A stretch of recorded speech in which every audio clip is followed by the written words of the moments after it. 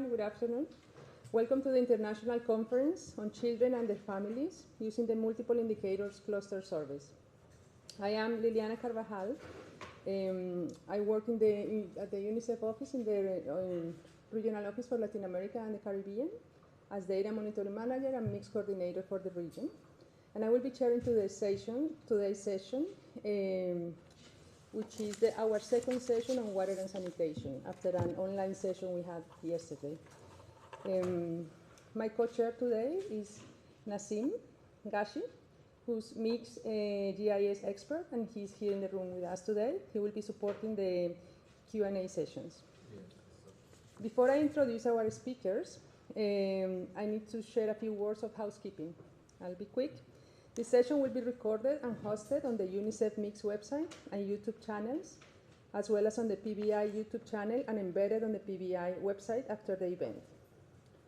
By attending this event, you consent to be part of this recording. Please ensure that you have added your name, that being listed as guests, as the team will be monitoring attendees. And we also need to know who's asking our speakers questions. So having your name on the Zoom account, on the Zoom call, would be very helpful. I see everybody has their name at the moment, so that's fine. You will be asked to ask questions via Zoom, the Q&A function, which can be found at the bottom of your screen. Let us know if you have any issues finding it. Nassim will be monitoring the chat, as I mentioned. Please be respectful. All events at this conference are being monitored, and we reserve the right to remove attendees whose comments are deemed offensive or derogatory. In this session, we have 4 presentations. So we're asking the speakers to stick to the assigned time, which is 15 minutes each. The 4 sessions are about different aspects of water and sanitation, from methodological work to analysis of very important and specific indicators, including water carriage, menstrual hygiene, and water quality in surveys. Now I give the floor to Caetano Doria, who's going to be presenting on mixed water quality module, current work and future perspectives. Before I give the floor to Caetano, I was reminded by the Bristol staff to add a couple of housekeeping items. The first one is to please remember to sign in. There are some sign-in sheets at the entrance of the 2 rooms, so please remember every day we need the sign-ins for participants. The second one is that if the alarm goes off for more than 10 seconds, it is real. So please pay attention if it's more than 10 seconds, and follow the fire instructions, and please direct yourself to the exit signs. There's one on the back of the room, there's one across that room, and the assembly points are behind these windows. No. So please keep that in mind. Hopefully that will not happen, but we needed to share that. Thank you. So Caetano, the floor is yours once the presentation is uploaded. Good morning, everyone.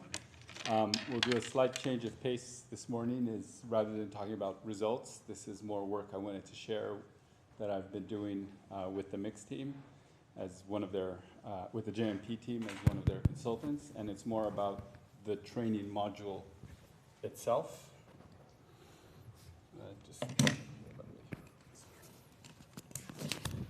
So this is more about the training module itself and a little bit about what it is and how it's evolving. So definitely work in progress. And I'm doing this in collaboration with my JMP colleagues, Robert Bain, Rick Johnson, and Tom Slaymaker. So as we know, SDG 1, we want to achieve universal and equitable access to safe and affordable drinking water for all, and that's measured through the metric of the proportion of the population using safely managed drinking water services. And so we can't do a 6.1 slide without talking about the components of safely managed drinking water services. And we have 4 of them, one which isn't on here, which is an improved source, but then we want free from contamination, and I'll talk a little bit about what kind of contamination we're talking about. It has to be accessible, so we measure that through the time to get to the source, and availability when the person arrives at the source. Is it there? Is the water there when needed? So when we have all these three elements, that's when we consider to have safely managed drinking water service. And yesterday's presentation by Rob Bain on the other online session highlighted why we need to have all these components, especially if we want to start to look at the data and analyze inequities. So a little bit about why water quality is important. That's the topic of today's talk, is the water quality module. And we can look at data from, I think this is the 2012 data in Bangladesh, and we saw that 98% of the sources were considered improved. So those were our old MDG era metrics. When we start to add on these different components, so for example, if we look at water quality, one of the priority chemicals there, priority contaminants, was arsenic. So at 50 ppb, that would go down to 88% of the sources being good. If we look at a more stringent arsenic level, that would make it 75%. Is the water on premise? In other words, is it accessible? That goes down to 74. And when we add E. coli, which is a different priority contaminant, that goes down to 58. And the intersection of all of these would lead to only 53% of these sources being also of good quality and accessible. Okay. Oh, they can't see. Okay, perfect. Now, what are we measuring with water quality? Well, the main thing I'm going to talk about today is E. coli testing. And what E. coli is what we call an indicator organism. So we can't test for all pathogens that would be associated with fecal contamination. So we're looking for this indicator organism, which is E. coli. It's a bacteria. It's not necessarily pathogenic. And when it's present, we can associate it with the risk of contamination. So as you can see here, we have two Petri dishes. On the left, we have a clean one. And if we had a sample that was contaminated, in this case heavily contaminated, we would see a lot of blue points growing there. So these are colonies. And I'll show you a little bit about what these colonies are later. But that would indicate us, we would be able to quantify these colonies and also quantify the level of contamination. Typically, we take two samples, one at the source. This is what our progress is monitored against, the SDGs. But we also take a household sample, a cup sample. So we want to be able to quantify what the water quality was at the source and also what it is that the people are drinking. Additionally, we might have other parameters such as arsenic, fluoride, and some other surveys have requested things like total dissolved solids, salinity, or even free chlorine residuals. And I think some surveys even had nitrates in them. But this depends on the country. So what we get in the end is we have a range, we could have a range of different contaminations. So everything from the right, which is a low risk, in other words, no E. coli detected. And we can move to, if we move to the left, we have medium risk, so 1 to 10 colonies, 11 to 100 is a high risk, and above 100 we consider a very high risk. So that's how we would interpret this information. And what the water quality module was a unique opportunity to be able to do this together with the household surveys. So typically in a household survey, in the mixed questionnaire, we can measure the first three indicators, which is the type of source, if it's improved or not, accessibility, and availability. Water quality comes as a separate module, and that's what I'll talk about today. And it's a module that is done together with the mixed water quality questionnaire. And with those four elements, we can then calculate progress towards indicator 6.1.1. Okay, so this module is expanding. We're now over 50 countries to date. Some of these countries are already in their second iteration of the mix, such as Laos.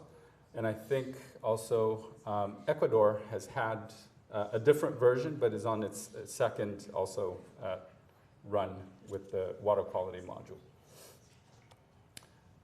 So this is a typical cluster, so we have 25 houses in a cluster that are selected for the household survey. Of those, a subsample of 5 are selected for water quality testing, and one of those 5 will be selected for quality control, which is our blank test, and I'll show a little bit of detail of what that entails. And the water quality module is based on this form, so it's a separate questionnaire, and it also has a test. So here we see the materials that typically an enumerator will carry with them. It's the normal information panel. Typically we request 2 samples, a glass of water that the household consumes. Also, we observe where that water was collected from. We collect water from the source, and we also might be selected for this quality control, the blank test. And typically, well, I'll show you a little bit about what the test looks like.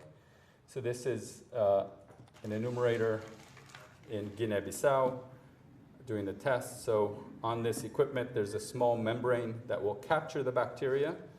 This is the sample collected from the household in a glass, and she is pouring it into a funnel, and she'll draw the water through that membrane that will capture the E. coli if it's present, and we'll be able to quantify that later.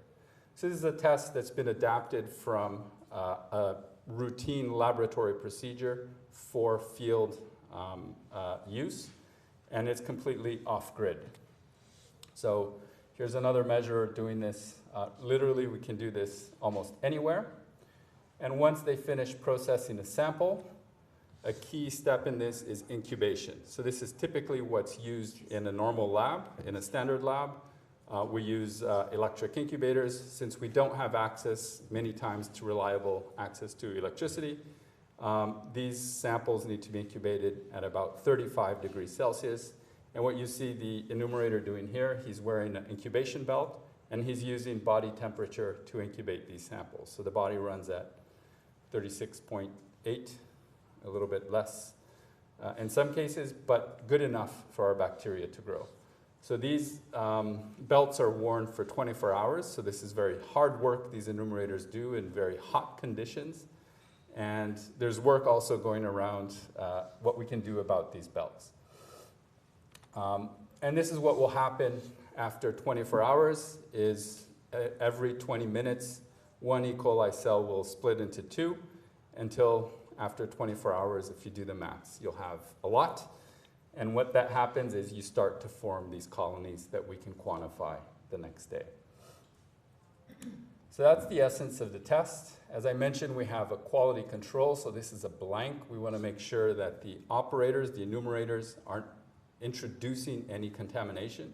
So we'll select usually bottled water that we have pre-tested and know is of good quality, and run these blank tests every 5 houses that are selected for randomly of the 5 houses that are selected for the water quality testing. And so obviously we want a plate that looks blank and we know the quality is good. If the blank test comes out contaminated, then there's procedures that we could go back and monitor.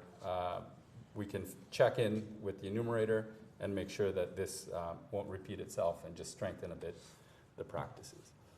So the water quality module is based on a training. So this can vary from 3 to 5, sometimes even 7 days, depending on the size of the survey.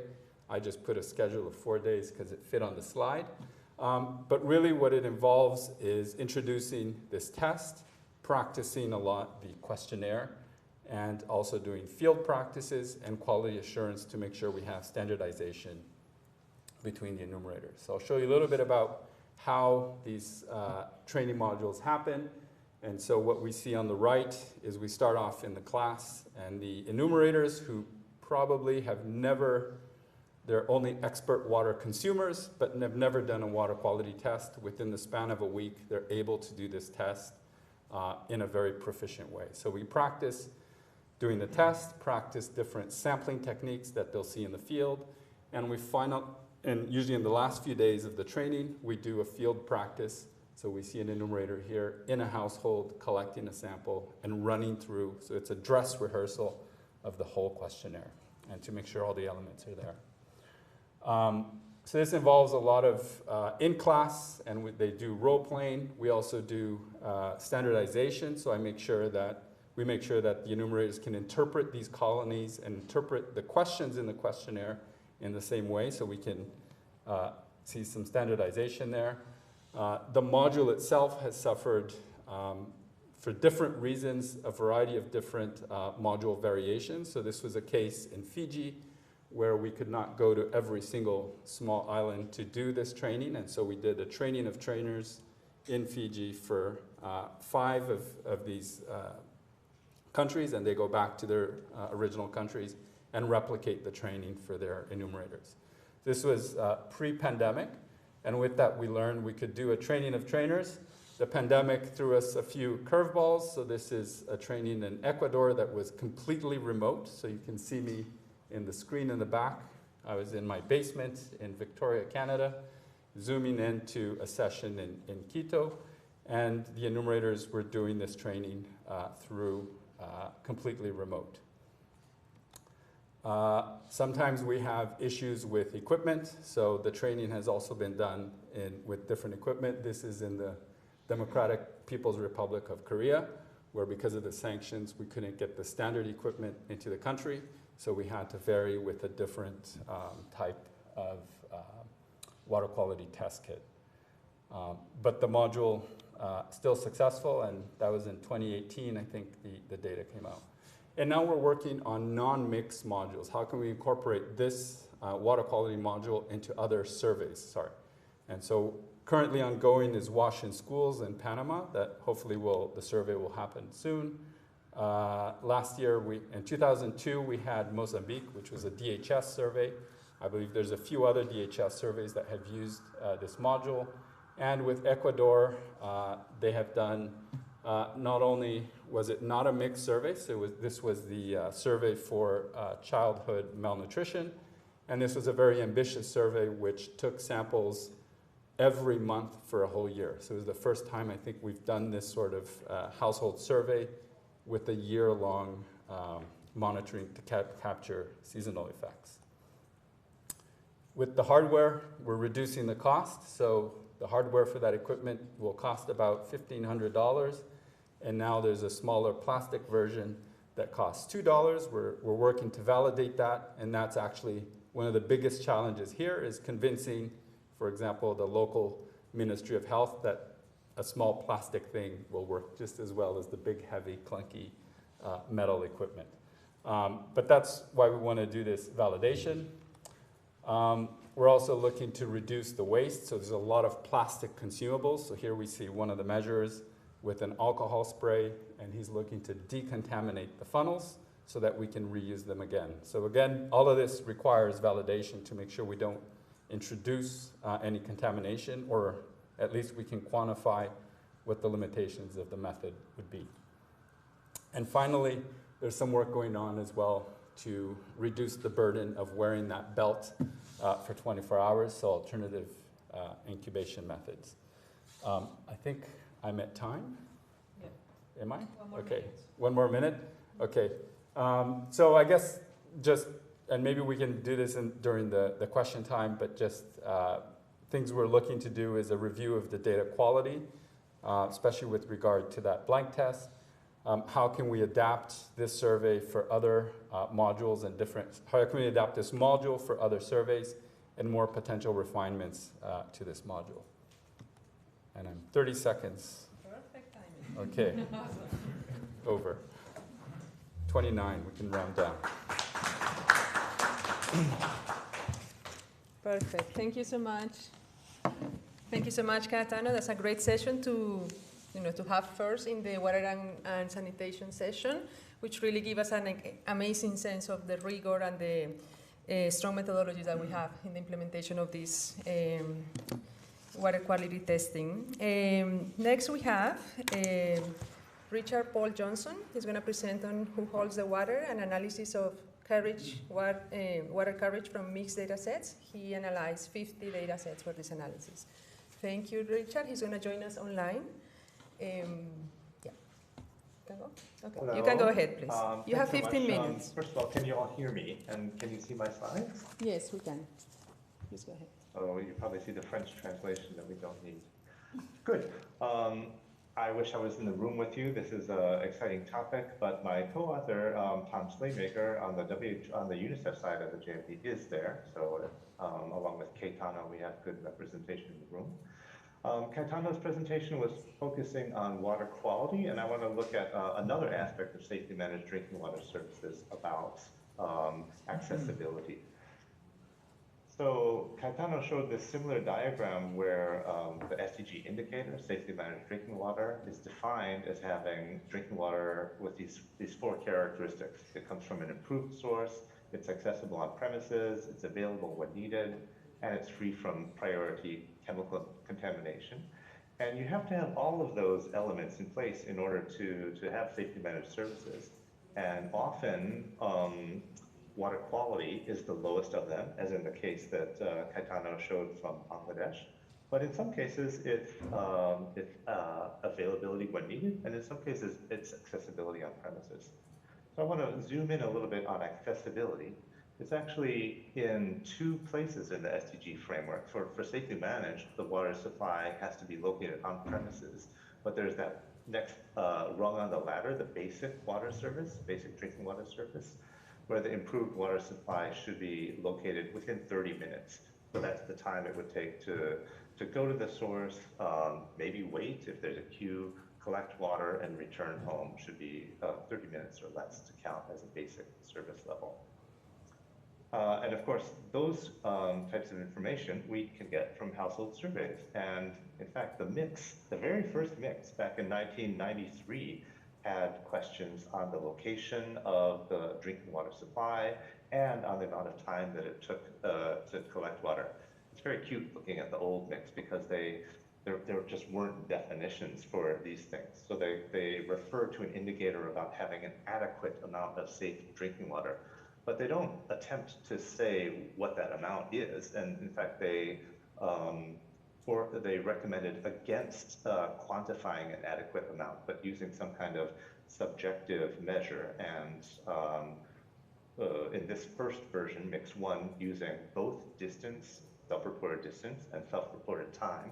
Actually, they dropped the distance question in the mix two round because it was confusing, I think, to have both a time measure and a distance measure, and it was considered more people were more able to estimate time taken than distance. And also, the distance doesn't account for any time necessary spending in a queue, for example.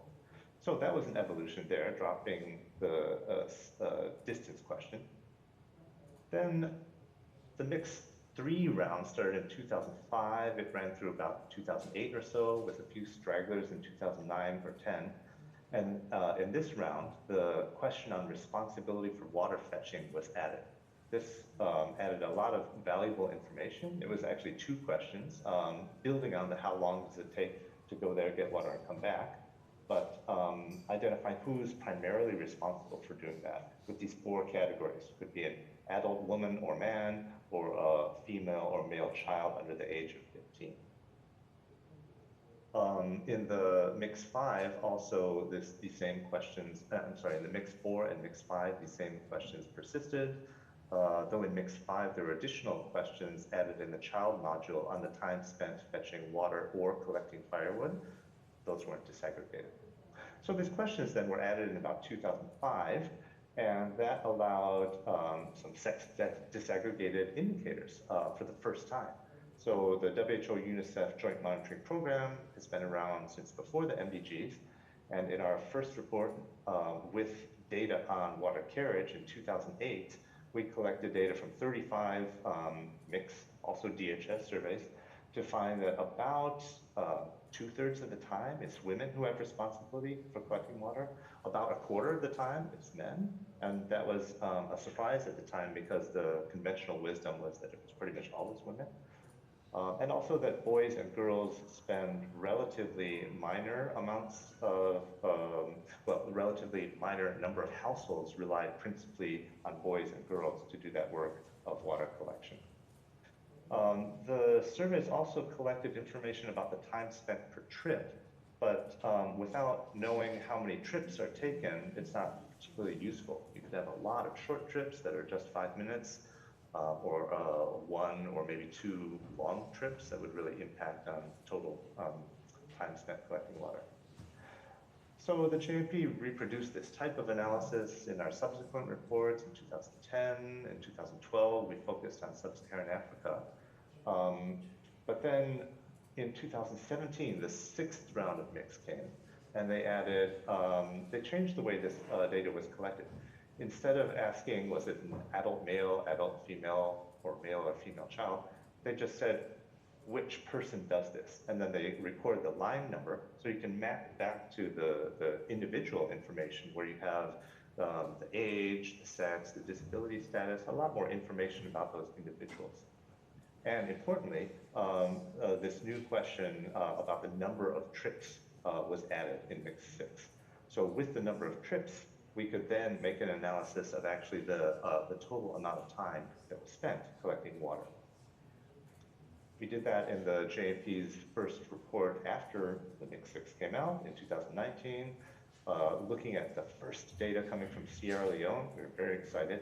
And all you really need to do is take that time per trip, multiply it by the number of trips per week, and that gets you time per week. You can translate that to time per day, and you can also disaggregate and start looking at, well, how is that burden of water carriage distributed among household members? And in fact, last year in our report that had special focus on gender, we collected data from about 50 surveys from 2012 to 2022 to look at this distribution, first of responsibility and then of time spent. We actually have data from over 180 surveys about responsibility coming from over 100 countries, but in many of those countries, very few households collect water. So in this one, in this graph you see here, we focused on about 50 surveys where at least 10% of households have to collect water from off premises. And of those 50 surveys, in 35 cases, it was women who were more likely than men, women on the right-hand side here in the light blue, to have the main responsibility. You also see the very light color, that's girls on the right and boys on the left, a relatively small contribution, though in some countries, 5–10% of households do rely on children to collect water. You can also see a few countries where the dark blue bar on the left is darker. You can see perhaps Mongolia or Turks and Caicos, where more than a quarter of households rely on men to do the water collection. So again, that's a little bit different than one might expect. But when you take this information and you combine it with the regional level, you can see some interesting different regional trends. We see at the global scale, again, about 2/3 of households that need to collect water. It's the women who are doing that. In fact, the distribution is almost exactly the same as we found about 15 years earlier in the 2008 report.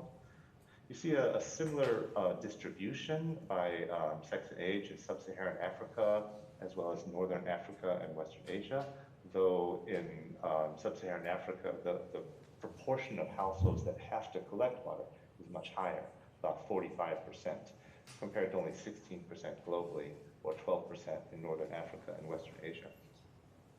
And in these two other regions of Latin America and the Caribbean, as well as Central and Southern Asia, it's a much smaller proportion of the population that needs to collect water from off-premises, but in those countries and settings, it's more likely to be the men who have the responsibility.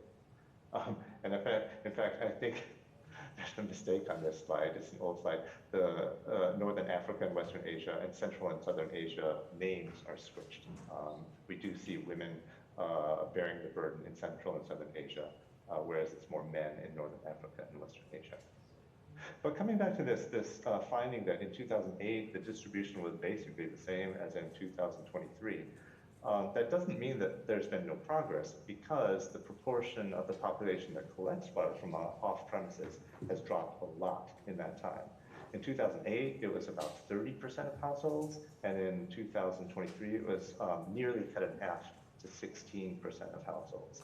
And that means that the total number of people who are collecting water has reduced a lot.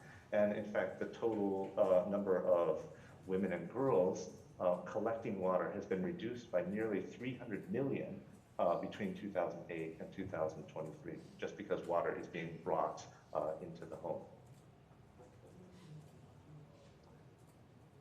Then if we turn to the number of the actual amount of time spent per day, we see again on the right-hand side that there's a disproportionate burden borne by women, and especially women in sub-Saharan African countries where most of the population is collecting water from off premises, and also travel time takes longer. If you remember, there were a couple countries where men had the responsibility, so Mongolia and Turks and Caicos. But it turns out in those countries, the amount of time spent collecting water is not very much. So it's about 5 minutes per day on average in Mongolia that men spend, and only about 1 minute per day in Turks and Caicos. And if you look at all of those sub-Saharan African countries towards the bottom, you know, women are spending on average 10, 20, even 30, 40 minutes per day collecting water. Malawi was the country that had the highest burden in terms of time spent. And in Malawi, an average of 55 minutes per day were spent collecting water. And about 70% of cases that work is being done by women. Now, and that average, that hides a lot of variation. So in Malawi, if you look at the tails of the distribution a little bit, you find that about 10% of women in the country need to spend more than 150 minutes per day hauling water. And the proportion of time spent by men is relatively quite small. So there's a definite gender gap that these new data allow us to visualize. One last slide on graphics to show that by linking the responsibility question to a line number instead of just these 4 classes of adult men and women, male and female children, we can have more flexible disaggregations. So this graph shows the same countries, but focuses in on adolescent boys and girls, shown in the kind of medium shade of purple and green, compared to the men and women age 20 plus. And you can still see that especially the women age 20 plus do bear the brunt of water collection, but there are some countries where adolescents are also spending substantial amounts of time collecting water. The burden seems to be quite small though, especially for boys and girls under the age of 10. So where do we go with this? Well, we're very happy that the mix module now includes a question about the number of trips per week. We would like to do more analysis of the mixed data then. We now have more countries, about 53 countries with time spent on water carriage. There are a couple non-mixed surveys, but it's really the mix here. And now we have data from over a third of the global population. And in those 53 countries, we can start making aggregates. For instance, we can see that women and girls in those countries alone spend 250 million hours per day, which is about 3 times as much as boys and men spend. We'd like to extrapolate this to the entire global population and make a representative estimate in our future analyses, and also do more on subnational analysis and do more on calculating this burden in terms of hours per day, how many, to quantify the magnitude of this burden of water carriage. A preliminary analysis shows that if we would focus just on sub-Saharan Africa, where data coverage is relatively high, women and girls are spending nearly 200 million hours per day on water carriage. So in order to fill data gaps and be able to do this in other regions, we would love to see these types of questions included in other surveys, including the DHS, because right now there are limitations for countries that aren't implementing the mixed survey. So with that, I'd like to thank my co-authors and also to acknowledge all of the financial support that different bilateral donors and foundations have provided to the Joint Monitoring Program. Thanks very much. Happy to field questions during the Q&A session.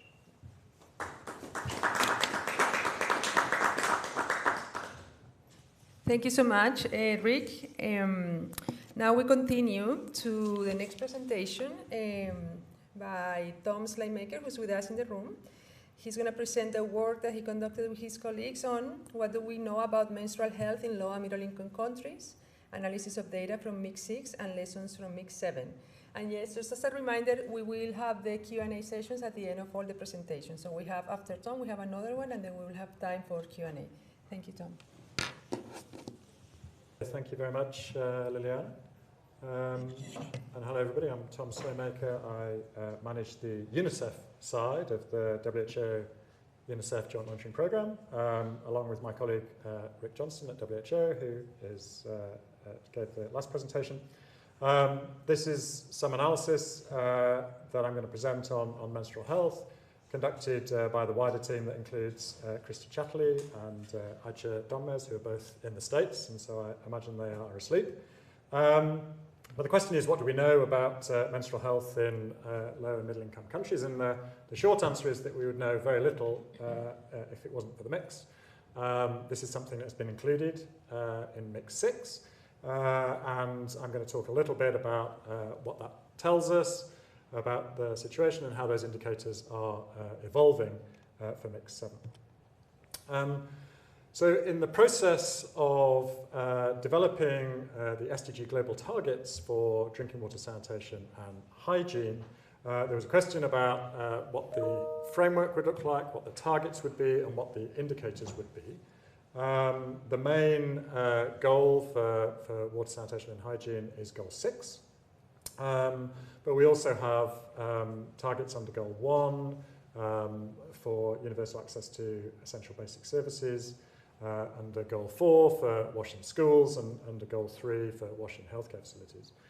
And so the JMP is producing updates which correspond to these goals and targets and indicators.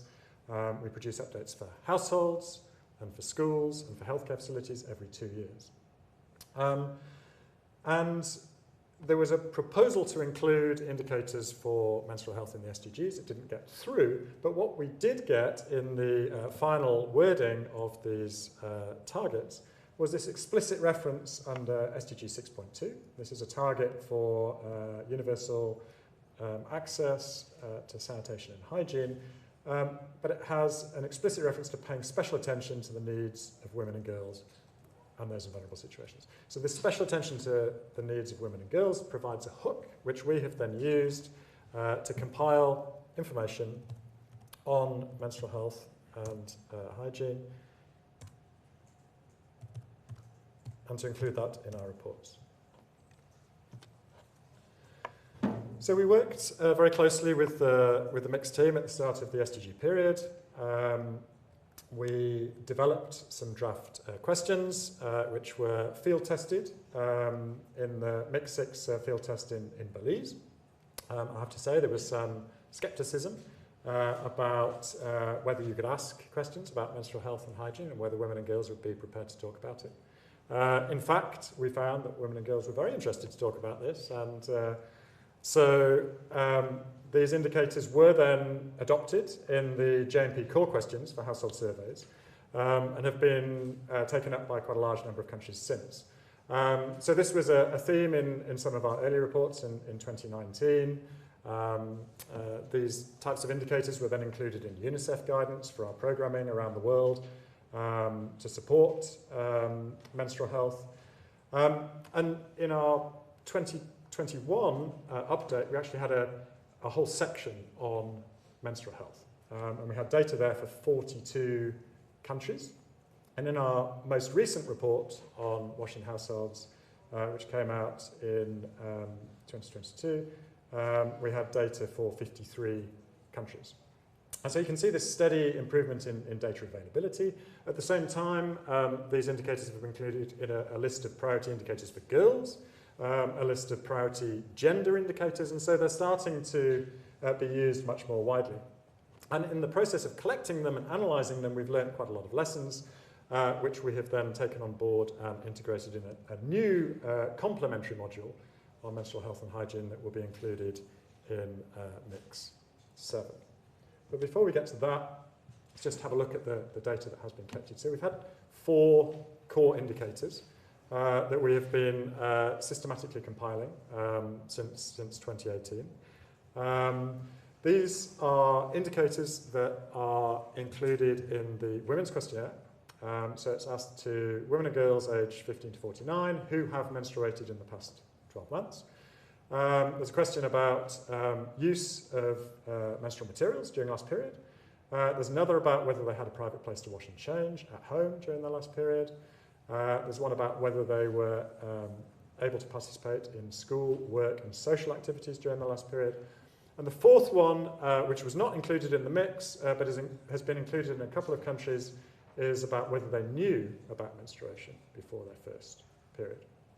So these four indicators we have compiled in our global databases. They've been harmonized, and we have data available for 53 countries in our last update. You can see those are mostly for sub-Saharan Africa, but also quite a wide range of other low and middle income countries. And what we see, if we look at them all together, is that use of menstrual materials is quite high. So in most countries we find that most women and girls are able to access materials. Having a private place to wash and change at home we see is slightly lower in some of those countries, but there is a much lower prevalence of participation in activities during menstruation, and there was a nice presentation yesterday on this about absenteeism during menstruation from school, work and social activities. The blank circle is showing the data on awareness of menstruation before first period, and you can see we only have data on that for two countries. I think it's Bangladesh and Egypt. And particularly in Bangladesh, it's extremely low awareness from that survey back in 2019. But what this shows us is that the indicators are perhaps not fully capturing the challenges that women and girls face. But because we're collecting them in a household survey where we have a lot of other information, we can then cross this information, for example, with information on other facilities that are available at home. So this is showing you countries where women and girls are using reusable materials, and the proportion of households which have a hand washing facility with soap and water at home. So you can see in some of these countries where you have high use of reusable materials and low proportion of soap and water at home.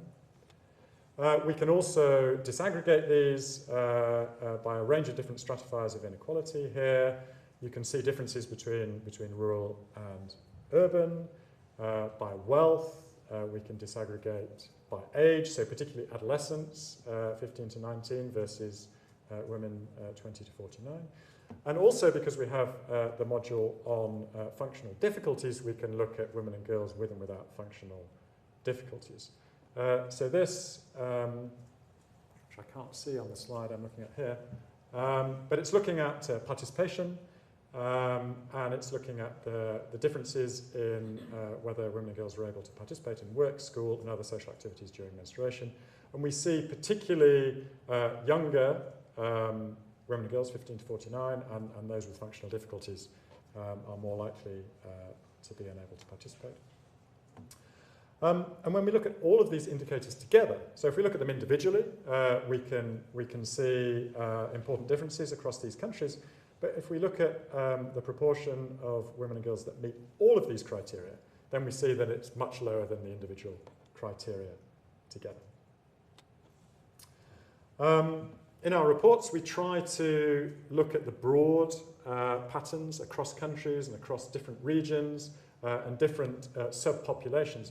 But one thing that's very striking about the data on menstrual health and hygiene is that we don't see such stark disparities amongst different subpopulations. And this is interesting. It shows that in many cases it's much more a cultural issue. It's much more to do with social taboos and much less to do with wealth and access to facilities.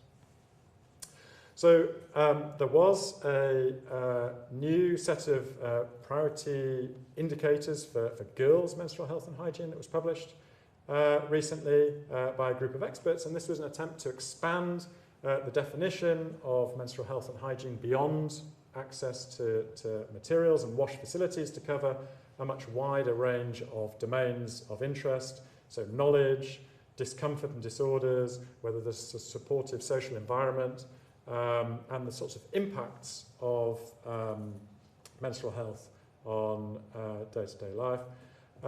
So these were proposed as a much broader set of indicators that could and should be used to measure and monitor progress at a national level.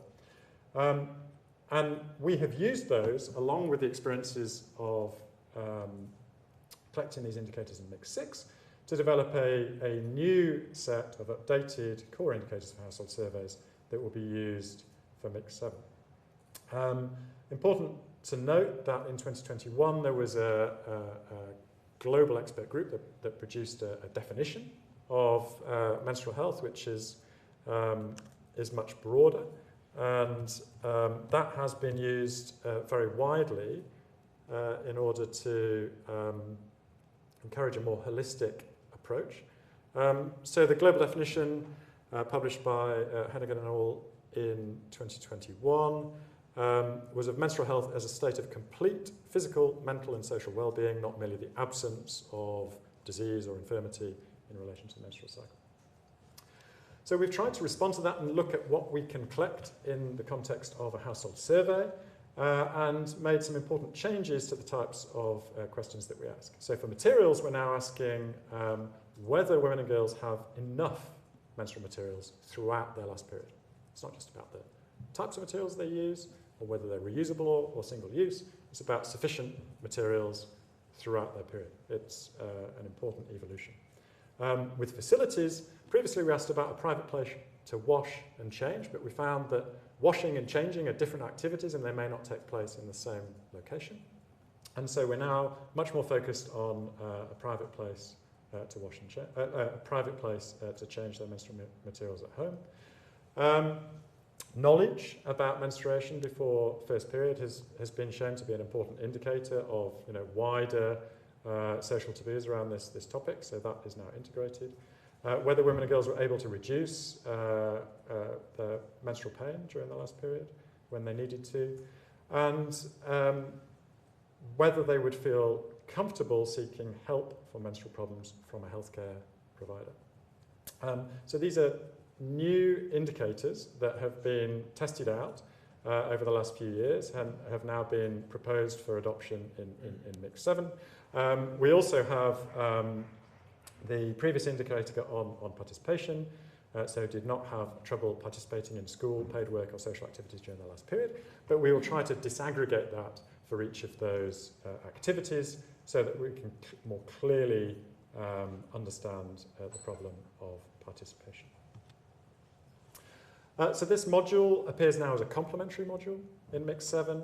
We have quite a large number of countries that have signed up to include it in forthcoming surveys. I think Mongolia and Belize are probably the first to have completed the data collection, and we're looking forward to seeing the results of that. But as these data come in, we will start to analyse them across countries and include them in future JMP reports. And those can then be used to inform policy and programming in different countries around the world. So I think this reflects the growing awareness around menstrual health and its importance in relation to SDGs, but also basic human rights. We have these indicators for households, but we also have variations on them that have been developed for schools and healthcare facilities, and they're continuing to evolve based on experience.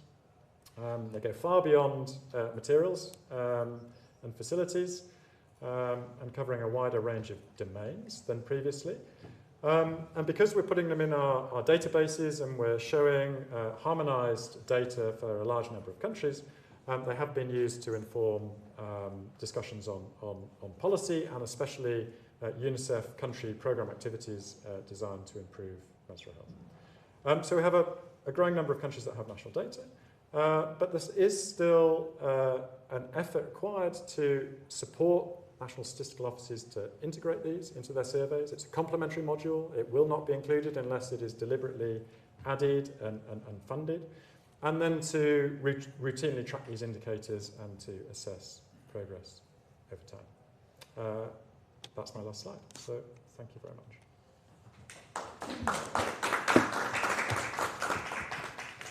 Thank you, Tom. That was perfect timing and very interesting too. We have the last presentation conducted by the research conducted by Katrina Charles, Saskia Nowici, and colleagues. Okay, I will just introduce this slide because for some reason Katrina's video is not playing for this slide. Hi everybody. So we're going back now to talking a bit about the water quality component of the mix. And specifically this presentation is about the role of environmental hygiene in understanding drinking water quality and what this means for some of the sampling practices for the mix and how we interpret the data. So this study was led by Professor Katrina Charles with support from myself and my colleague Leanne Ong, and Dara Johnson from UNICEF and Zahid Mahmoud from ICDDRB.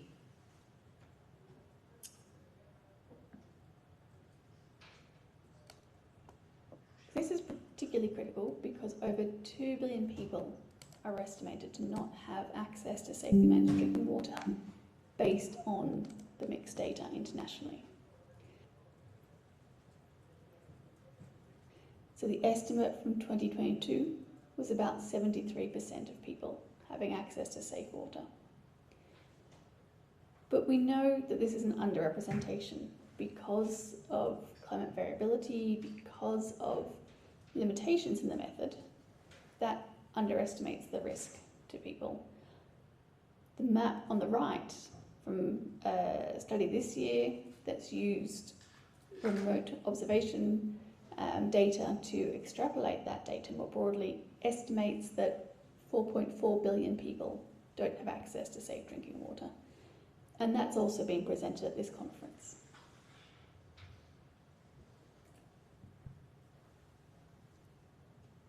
So we think it's important to look at how people are taking these samples. Mix enumerators take samples of water quality from household drinking water sources.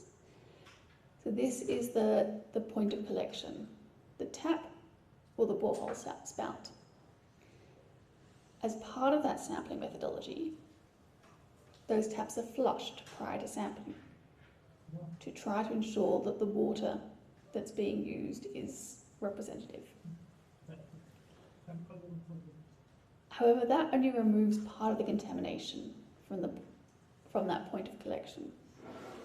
What we see in the field, like you'll see in the picture on the left, is it's very common for people to touch that the spout or tap when they're collecting water. When they're washing their hands, they will rub their hands on the tap. And so there's a fair amount of contamination from people that gets transferred to these spouts or taps. And that contamination isn't necessarily removed by just running water through it. Access by animals will also be another way by which contamination gets directly onto those points of collection. And so what happens when we take a water sample then is that we're not just sampling the water, but we're also sampling any contamination that happens to be on that tap. And that has big implications for what we do, how we interpret that data.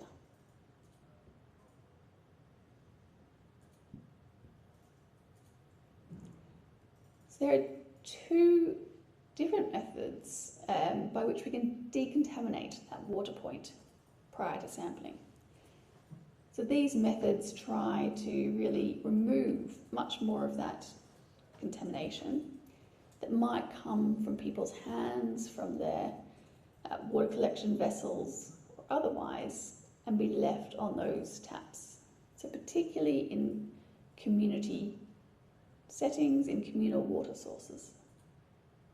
So the two methods are either by flame, so on the borehole on the left, there is a stick, at the end of the stick is a flame, so that is using heat to kill off as much of the E. coli contamination, or fecal contamination at that spot as as possible. On the right, using ethanol there to disinfect a plastic tap, so where flaming is not appropriate. Both these methods are designed to remove E. coli right from that point of collection that's come from, specifically from people's hands. So you can differentiate the water quality from that water system from the water that is affected by the hygiene at the tap. And this is an example of a pipe system where the inside of that tap has been cleaned as part of that decontamination step. So you can see just how much buildup of biofilm, buildup of matter there is within these systems. It's important to clean to reduce the risk that our results are showing us the wrong thing. In both these cases, with flaming and with ethanol, there is still a flushing step to make sure that the water that's sampled, again, is representative of the water from that system. So those methods are different from how mixed samples. Mixed does not have that decontamination step. So we've done an analysis of mixed data, but also of secondary data sets to try to understand that role of environmental hygiene in these sample results. So firstly, to look at environmental hygiene at that point of collection, so at the tap or at the borehole, we've done a comparison of E. coli in samples from drinking water points from before decontamination and after decontamination. And that's based on 8 studies of drinking water in Bangladesh, led by ICDD-RB. So this is all from Bangladesh because this is the only context we're aware of where this is being done regularly. And they have a database of over 5,000 samples. The second type of data we've used for this analysis is environmental hygiene at the point of use. So point of use samples are captured by enumerators asking the respondent for a cup of water as you would give a child to drink. So in this case, it's not just water from the water system, but it's also been in a cup or a vessel, and in some cases it will have been through household storage or treatment. We specifically focused on the mixed data from 38 countries using Mix 6 for water quality data where, firstly, there was no E. coli detected at the point of collection. So the water system was seemingly safe to start with, safe water quality. And secondly, respondents collected water from the point of use samples, for the point of use samples directly from the point of collection. So there was no household storage, there was just a cup being used to collect from that point of collection. So the only additional contamination that sample should have been exposed to was through that cup and that sampling practice.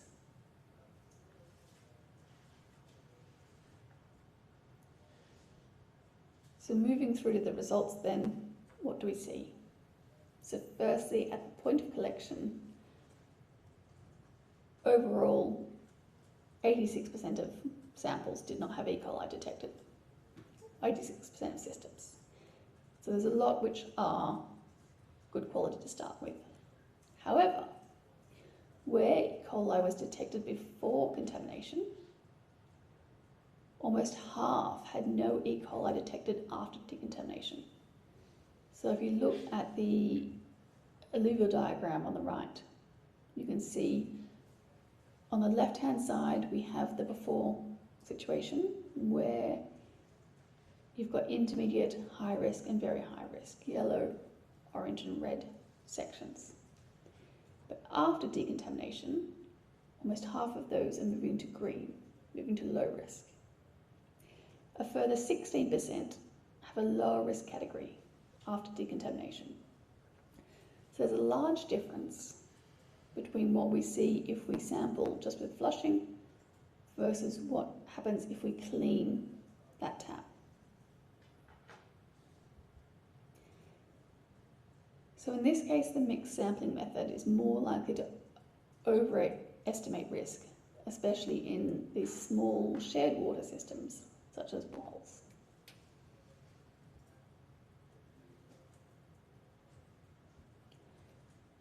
Secondly, using the mixed data at national scale, point of collection and point of use water quality correlates with sanitation, as we might expect, both open defecation and safely managed sanitation, and also with hygiene, so both basic and no access to a facility. There's not a relationship between these sanitation and hygiene metrics at the individual households and the risk of them contaminating their water at the point of use. But what we see across these, so this is where, as I mentioned, you've got that the household had clean water at the point of collection, but in the process of collecting that that cup as a child, as to give water to a child, there is a high level of contamination. So up to 70% of samples in the pool were then contaminated at that tap, down to much lower in some, down to close to 10% in some settings or less. But you can see there's a huge range of contamination across different countries. But it demonstrates the significance that household hygiene behaviours have for drinking water quality at point of use. This is not, there's a lot we can understand about household hygiene from this difference in water quality.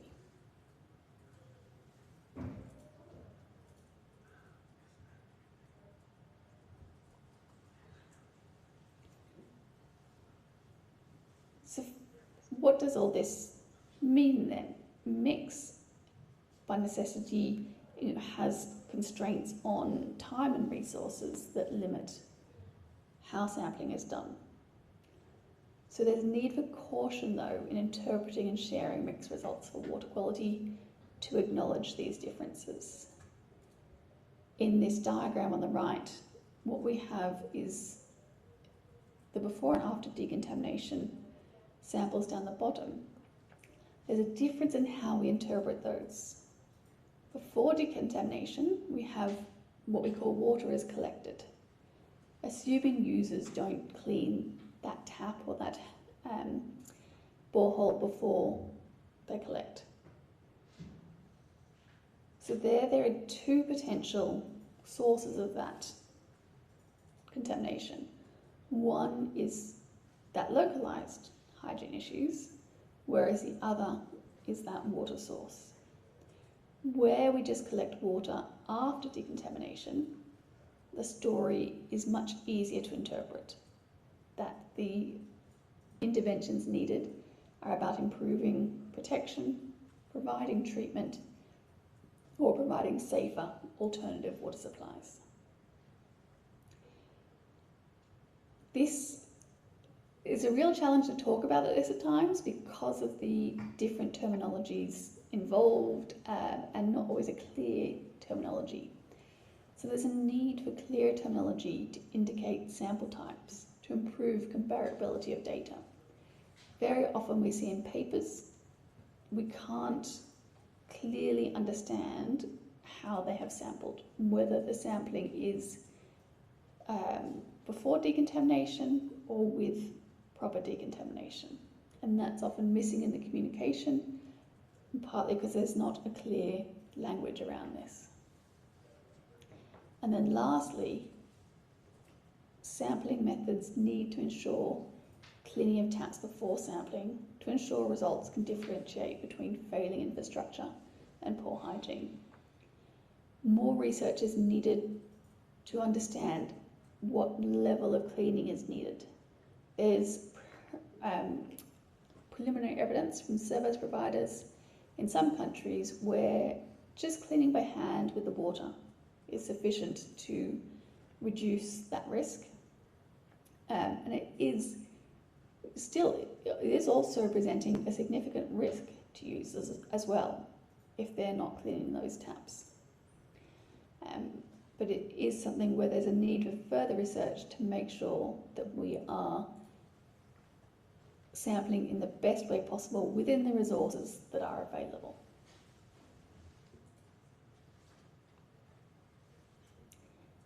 Thank you very much, and thank you to my co-authors and collaborators as well for all their work.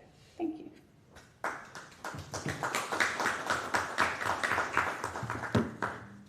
Thank you, and thank you everyone. We have about 20 minutes for discussion, questions. So let's start with the room, if there are any questions to the presentations that were shared today. Yeah? Oh.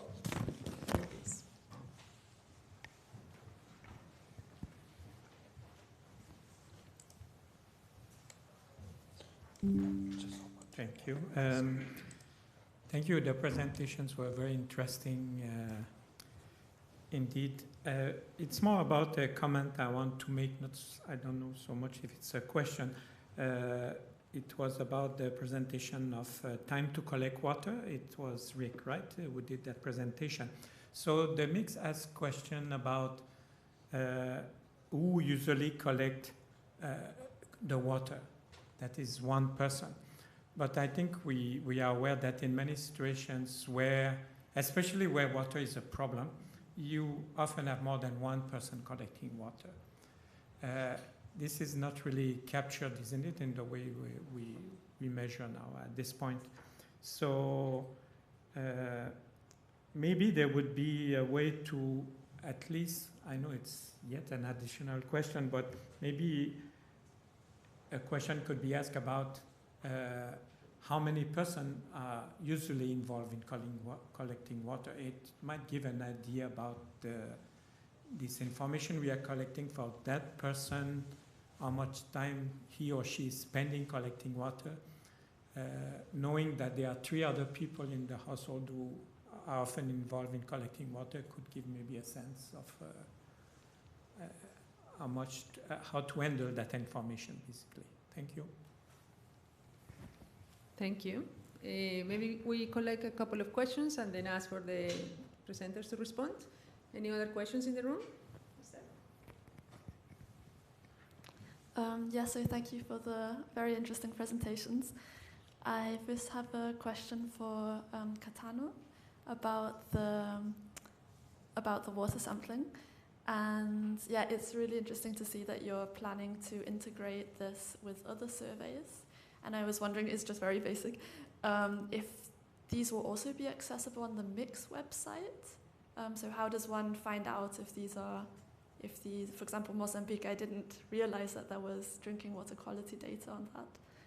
And then another question I have is about the selection. So from the enumeration areas, you have a subsample for which water quality is tested, and how those are selected. So is that always random, or does the selection vary by country? Is there some criteria there? And is there an idea of how much variation there could be within an enumeration area? Then I also have a brief question for Tom. So very interesting, the topic of women and menstrual hygiene. And so I was wondering here, you mentioned that one of the questions has got to do with trouble in participating or trouble in going to schools. And I was wondering if there's an insight into the reasons for that. So you spoke about disaggregation. Were there also questions or was it discussed to ask also about the reasons for not participating? Thank you. So I'll ask respondents to respond in front of the camera, please. Yeah. Do you have a question too? Okay. Question, but when you respond, please. Okay. I'll register my question first, and then. So I have a question for the last presentation, and thanks for showing the differences between sampling methods.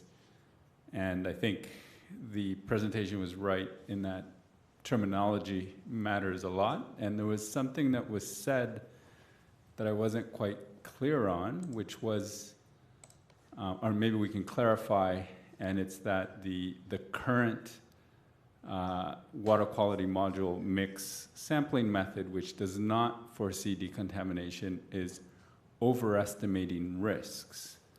Now, I think it is just capturing water that people would consume. And so, and that's where the risk needs to be measured. I can see it from the standpoint of a service provider, that the service provider is not there to ensure, or maybe they are, maybe they should, ensure that hygiene practices are put in place, but I don't think it's, usually the service provider just cares about what's in the pipe. And in that case, I can see where cleaning the taps is essential because that's what they're providing a service for. So maybe some clarification on that, because it wasn't quite clear how it's overestimating, if that's the water that's being consumed. And now I'll answer questions. In front of the camera. In front of the camera. Please. Any other questions in the room? Okay. I see respondents like itchy to go and respond, so who wants to go first? Tom, can you go in front of the camera to respond, please? Well, maybe the first one was for Rick. For Richard, if you'd yeah. like to respond to Pierre. Yeah. If he's still there. Rick, are you still there? Rick, are you still there to respond? Well, I can respond if he's not.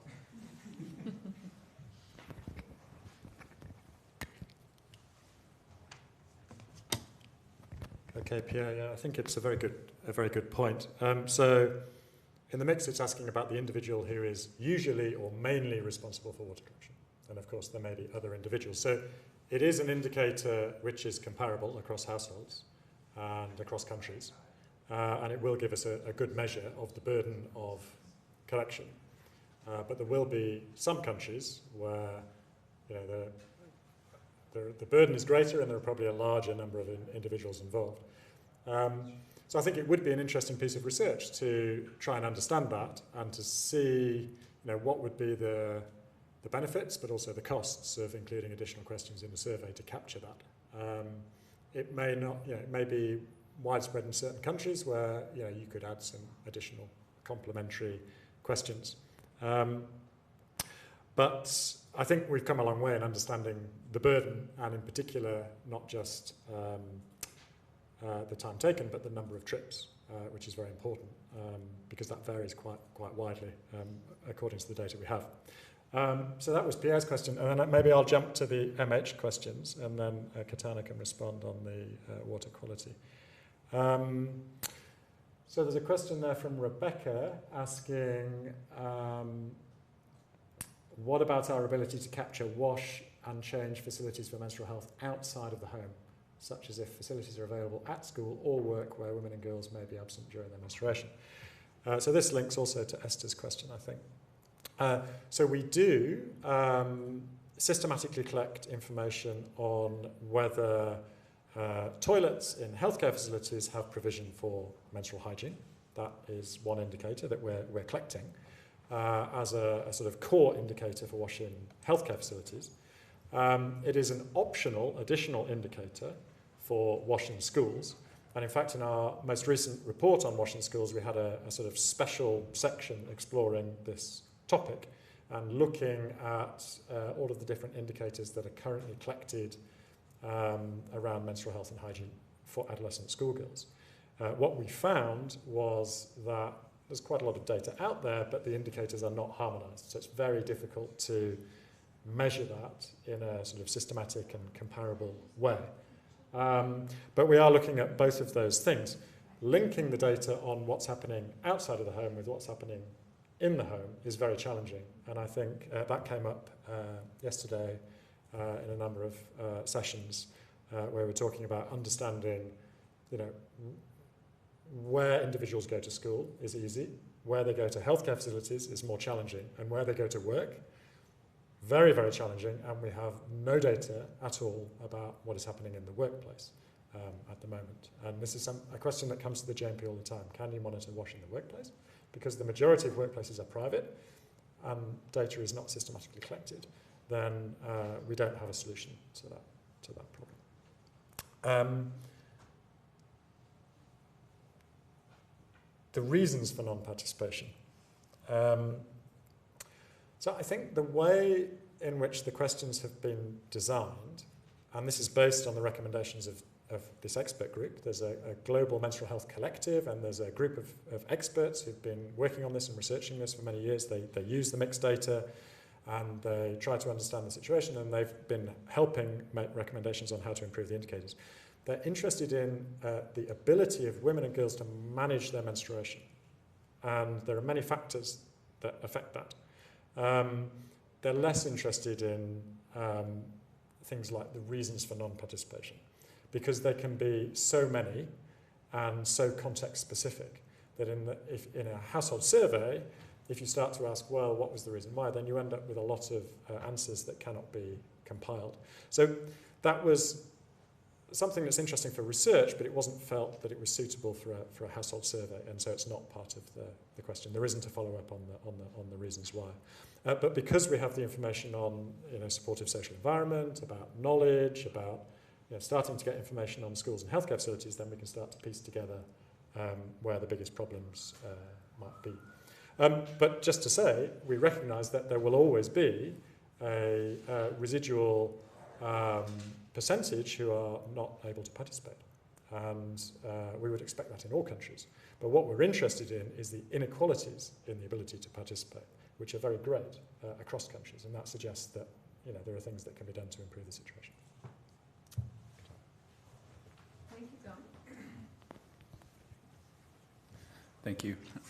So just to answer Esther's questions, I think the first one was on sampling of households, right? So normally that's done randomly, and I think that's the standard practice for mixed. So before arriving at a cluster, a supervisor of the team will know which houses are selected for the water quality, and also which one is selected for that blank test. So the enumerators will know which house they need to, as the team goes in.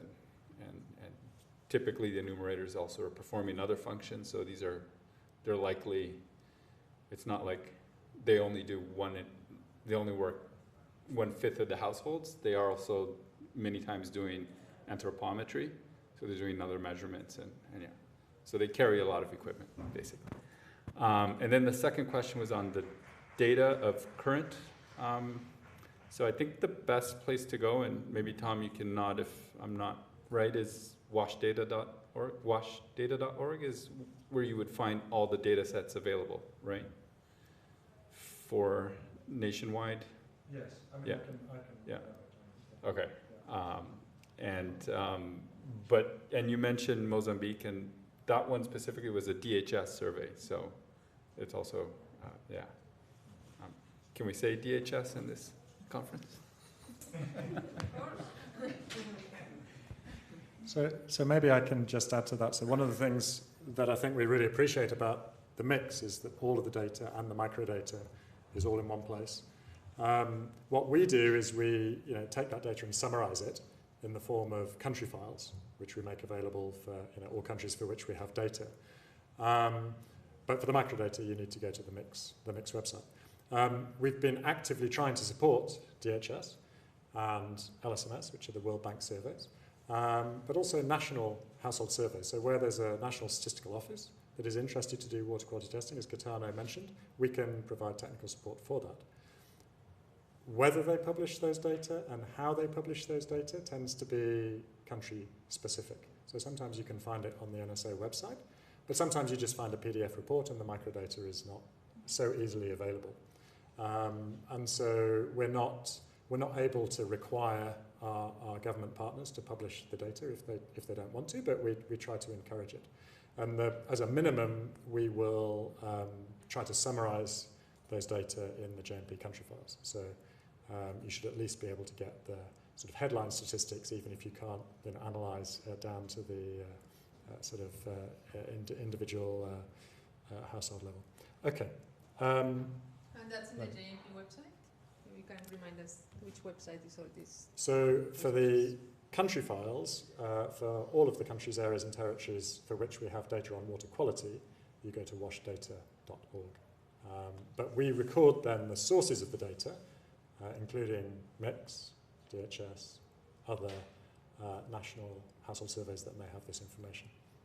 Thank you. That's great. Thank you. And I think the last question was maybe for Saskia from Caetano. So, Saskia. Yes, thanks. It was a little bit difficult to hear all the details online of the questions, but I think I got the main question that you're asking, Caetano. And so I agree. I think you were asking for clarification on what Katrina said about overestimating. If we're not decontaminating the tap, then it's like there's a potential it's an overestimation of risk. And indeed, I think she's very much saying that from the perspective of a water service provider who is sort of managing the water to the tap, and absolutely agree. As part of the reason for sampling at the household in a cup as consumed, obviously we're interested in also the water quality as consumed. So I think the main takeaway from this comparison of what the data looks like with decontamination versus not is just that the simple act of cleaning the tap removed E. coli from half of the data set. So half of the samples that had E. coli at the point of collection no longer did just after the tap was cleaned. So I think it's very much more about identifying where the intervention makes sense to improve the water safety. And I think, having said that, though, there is still an open question as to what health risk is represented by E. coli as an indicator when it's coming from just the tap hygiene versus when it is coming from the source or deeper in the distribution system, and what that really means in terms of what pathogens may be present and what the real health risk is. So I think there are some questions that it opens up, but yeah, thank you for flagging that and clarifying that it's not necessarily an overestimation of risk, but it is a different presentation of risk, and we can draw different conclusions from it in terms of what the intervention should be. Thank you so much, Saskia. Any other comments or any other questions from the room? Nassim? Yeah, just to follow up on what Pierre opened, coming as a person from the fieldwork, I'm not sure if it's a question or a comment, but you mentioned that we have Katana only one blank test per cluster, and that is just to test if the tools are clean and are working well. And as I said, coming from the field, we were going to a cluster, but not all the time managed to visit all the households within the same day. And let's say I did the blank test in the first household, whichever was selected, and I did 2 more tests. But tomorrow I have 2 more households to visit, and how do I test if the tools are clean or not? Equipment, sorry. And in Kosovo, in the survey that I was participating, we just had 2 blank tests per cluster. So maybe you can elaborate on that more. And on what Pierre said, we had a lot of household members insisting that there were 2 people that were collecting the water during the week. Let's say someone was dealing from Monday to Friday, and then on weekend it was someone else doing. And then you were asking who is doing the most, and they were saying that both of them are doing. So I think we can find a way that we just don't put one household member, but if there are multiple, we say this is the first and then this is the second, or just again a suggestion. Over.